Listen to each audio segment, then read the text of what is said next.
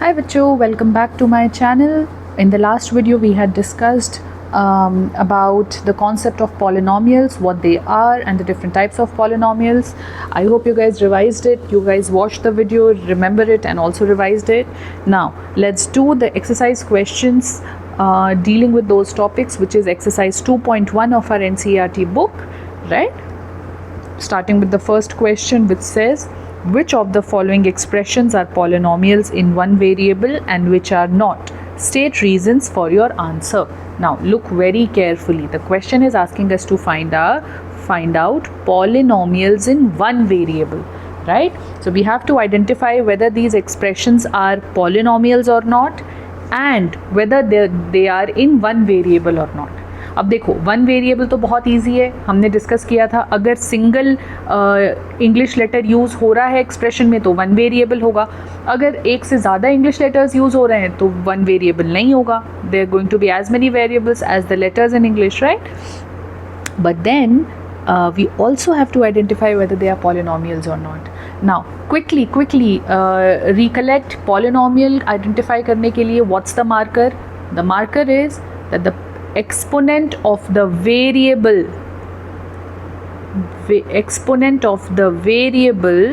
has to be positive and a whole number, right? That's what we had discussed. Now come on, with this information let's quickly solve the first question. अब देखो, इसमें पहला हमें कह रहा है 4x² + 3x + 7. ये अब हमें दो चीज़ें आइडेंटिफाई करनी है. पहला, let's see, is it one variable? Is the expression in one variable? We have x and x only one letter, so yes, one variable, correct? Whether it's a polynomial or not. अब polynomial के लिए हमें क्या देखना है? जितने भी variables हैं उनका पावर देखो. इस x का पावर 2 है which is positive and a whole number, तो ये क्वालिफाई करता है. इस x का पावर 1 है which is also positive and a whole number, तो ये पॉलिनोमियल भी है. क्यों? बिकॉज आपको देखो रीजन्स भी देना है. Reason will remain the same. Reason क्या है? Because the exponent of the variable are actually positive. इसका मतलब पॉजिटिव है, plus VE and a whole number. Clear है? क्योंकि यही रीज़न है, ये होगा तो पॉलिनोमियल है, अदरवाइज नहीं होगा. तो हमारा first expression is a polynomial. अब आते हैं सेकंड पे. सेकंड देखो, y² + √2. √2 का मतलब क्या हुआ? इसका मतलब है this is equal to y² + 2 to the power 1/2, correct? तो सबसे पहले तो वेरिएबल लेट्स अंडरस्टैंड. वेरिएबल कितने हैं इसमें? सिर्फ y है, तो it is one variable, correct? One variable. This expression is in one variable. Clear है? पॉलिनोमियल है कि नहीं? अब देखो, यहाँ एक पावर 2 है, एक 1/2 है. मैंने बोला था पावर होना चाहिए positive and a whole number. तो क्या ये एक्सप्रेशन हमारा पॉलिनोमियल होगा या नहीं होगा? Think. It is definitely a polynomial. Why? Because remember what I had said, exponent of the variable has to be a whole number and positive. ये तो एक्सपोनेंट, ये वेरिएबल थोड़ी ना है, ये तो नंबर है. नंबर का आपका एक्सपोनेंट कुछ भी हो सकता है, चलेगा.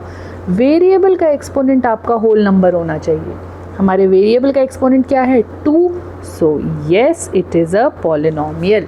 रीज़न क्या है? Reason remains the same, correct? Because the variable is y. अगर आपको अच्छे से एक्सप्लेन करना है, because the only variable is y and its power is 2, which is positive and a whole number. ठीक है? आपको सारे आंसर्स में ऐसे ही एक्सप्लेन करना है. अगर पॉलिनोमियल है तो y और अगर नहीं है तो y नॉट. क्लियर है? Now let's come to the third one. अब look at this. This is a little confusing. See, they have tried to confuse you. कैसे? अब इसका क्या मतलब है? This is 3 into t to the power 1/2 plus t into 2 to the power 1/2, यही मतलब है। अब देखो पहले वेरिएबल, वन वेरिएबल है, यस, क्योंकि only t is the only variable. Polynomial है या नहीं? अब बच्चे t to the power 1/2, t हमारा वेरिएबल है और t का power is not a whole number, so it will not be a polynomial. Y? Because the power of variable t is not a whole number. Clear है? कोई doubt तो नहीं है इसमें? Okay, now let's come to the next one which is y plus 2/y। अभी last year class 8 में आप लोगों ने एक्सपोनेंट्स एंड पावर्स पढ़ा था। अब वहाँ से आपको याद रखना है, मुझे ये बताओ कि 1/y को एक्सपोनेंशियल फॉर्म में कैसे लिखेंगे? y to the power -1। Okay, 1/x को कैसे लिखेंगे? x to the power -1। 1/2 को कैसे लिखेंगे? 2 टू द पावर -1। तो जब डिनोमिनेटर में होता है तो वो एक्चुअली क्या हो जाता है, आप उसको ऊपर ले आते हो और उसका पावर बन जाता है -1। क्लियर है? तो अब this is y plus 2 into y to the power -1। अब फिर से देख लो, वेरिएबल तो हमारा है वन वेरिएबल, क्योंकि सिर्फ y है। पॉलिनॉमियल है? नो। क्यों? Because the variable y has a negative power, right? And a polynomial can not have a negative power. Clear है? Now let's come to the last question of question 1। ये देखो, सबसे पहले बताओ ये वेरिएबल है, वन वेरिएबल है या नहीं? यहीं पे ये मात खा जाता है, because it's not in one variable, there are 3 different variables x, y, t। तो और क्या ये पॉलिनॉमियल है? तीनों वेरिएबल के पॉजिटिव और होल नंबर में एक्सपोनेंट्स हैं 10, 3 एंड 50। तो पॉलिनॉमियल तो है, but it is not a polynomial in one variable, it is a polynomial in 3 variables. तो आपने रीज़न ये लिखना है, it is not a polynomial in one variable, right? It has 3 variables, x, y and t। ठीक है बच्चे, ये question पूरा क्लियर है?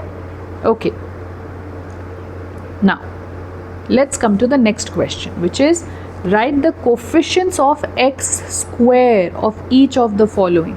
अब ध्यान देना, कोफिशिएंट्स क्या होते हैं? वो नंबर्स होते हैं जो वेरिएबल के सामने प्रीफिक्स्ड होते हैं, हमने डिस्कस किया था। तो x स्क्वायर के कोफिशिएंट्स क्या होंगे? पहले चलो x स्क्वायर को हाईलाइट कर लेते हैं सारे क्वेश्चंस में, ठीक है? तो क्या होंगे? सबसे पहला देखो, 2 + x² + x, simple x square है। x स्क्वायर का मतलब क्या होता है? 1x²। तो इसका कोफिशिएंट क्या होगा? Coefficient will be 1, correct? Second, अब देखो सेकेंड है, see you always look at take the number along with the sign. तो यहाँ पे it's not x², it is -x²। This is -x², मेरा टर्म है -x²। तो -x² का मतलब क्या होगा? -1 इंटू x²। तो मेरा कोफिशिएंट क्या होगा? -1। यहाँ पे x² का कोएफिशिएंट क्या होगा? π/2 x²। तो मेरा कोएफिशिएंट क्या होगा? π/2। ये तो फेयरली सिंपल था, स्ट्रेट फॉरवर्ड। यहाँ देखो, यहाँ कोई x² है ही नहीं, करेक्ट? तो x² अगर नहीं है तो उसका कोएफिशिएंट क्या होगा? Think, can I write √2x - 1 as equal to 0x² plus √2x - 1? Value तो दोनों का सेम होगा, because 0x² will be equal to 0। तो LHS is equal to RHS। तो अब अगर मैं इसको ऐसा लिख सकती हूँ तो मेरा x स्क्वायर का कोएफिशिएंट क्या हो जाएगा? 0, right? Sorry,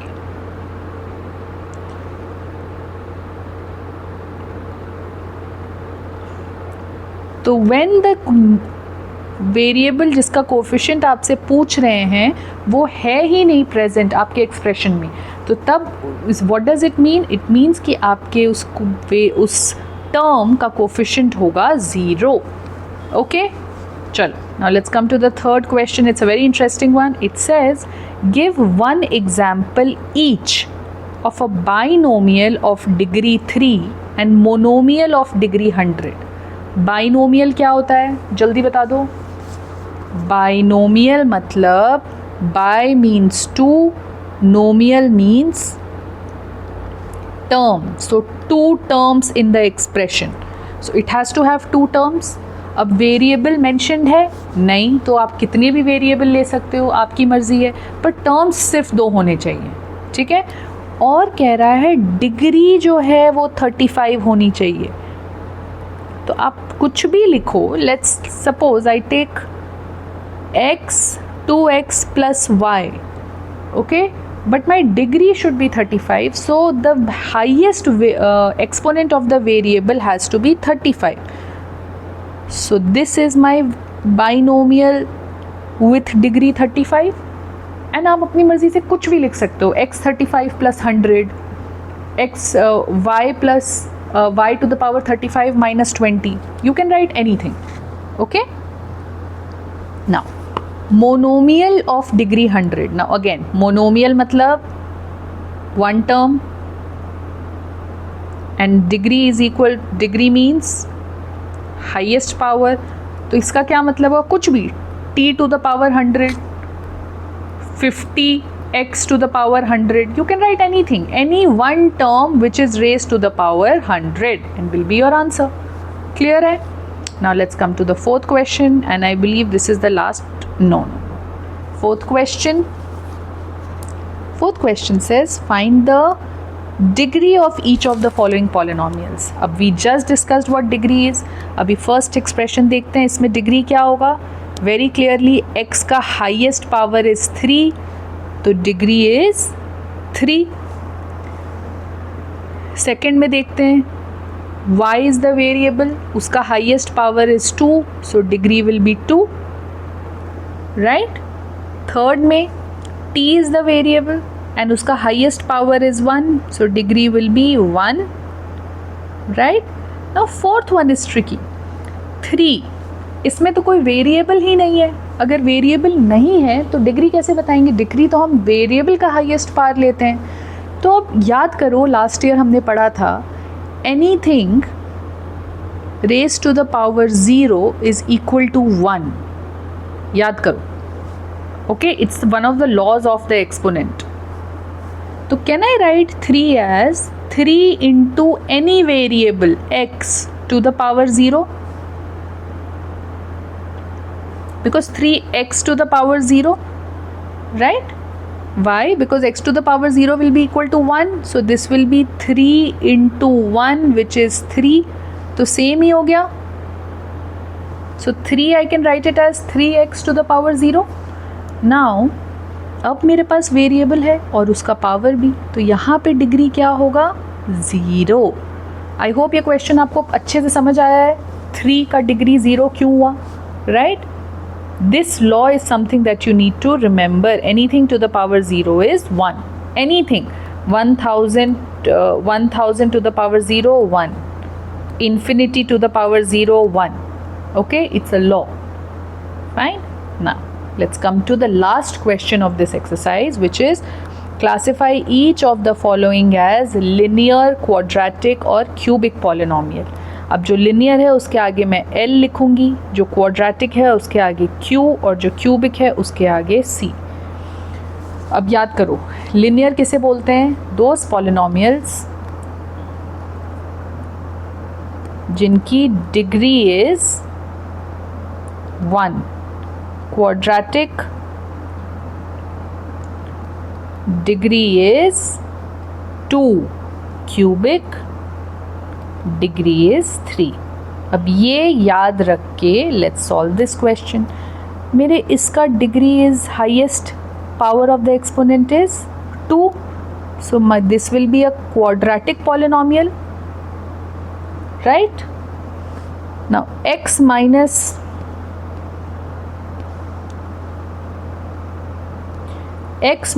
x cube, degree 3 है तो it will be a cubic polynomial, right? Third is y plus y square plus 4, यहाँ पे degree 2 है so it will be a quadratic polynomial. 1 plus x, degree क्या है 1, x का power 1 है तो this will be a linear polynomial, correct? Similarly 3t, degree is equal to 1 so it will be a linear polynomial. यहाँ degree is 2, quadratic polynomial, and here degree is 3 so cubic polynomial, right? I hope this was very clear to you. All the questions you found very easy basis the discussion that we had in our earlier video, the link of which you could find in the description of this video as well, right? Keep practicing. In the next video we're going to discuss the zeros of the polynomial, the factors of a polynomial, factor theorem and remainder theorem. Okay bache, I will see you guys in the next video. Have a good day. Bye bye.